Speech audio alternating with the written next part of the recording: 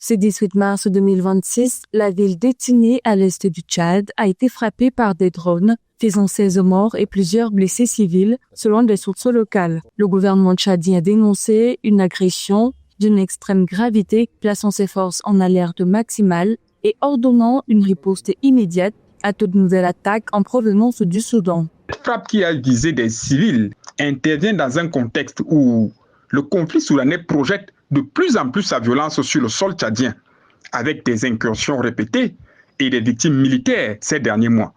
Le risque d'escalade militaire entre les deux pays est désormais réel et immédiat, car le président Mahamat Idriss Déby Itno a non seulement placé ses forces en alerte maximale et fermé totalement la frontière, mais il a surtout ordonné une riposte à toute nouvelle attaque.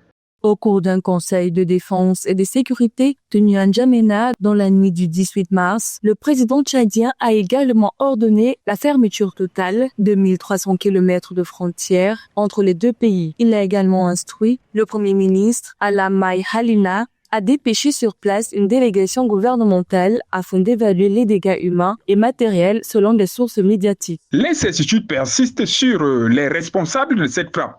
Les FSR et l'armée soudanaise s'accusent mutuellement, ce qui crée un dangereux brouillard d'attribution. Sur Telegram, les forces de soutien rapide ont dénoncé cette attaque qualifiée de terroriste, accusant l'armée soudanaise d'en être l'auteur. Le président Mahamat Idriss Déby Itno a affirmé de son côté son attachement à une issue pacifique au conflit au Soudan, appelant au dialogue. Déjà frappé en fin février par une roquette venue du Soudan, la ville d'Étiné avait enregistré 15 victimes militaires, contraignant le gouvernement à fermer temporairement sa frontière. Rappelons que le Tchad a déjà accueilli plus de 914 000 réfugiés soudanais depuis le début du conflit en avril 2023, selon des sources gouvernementales.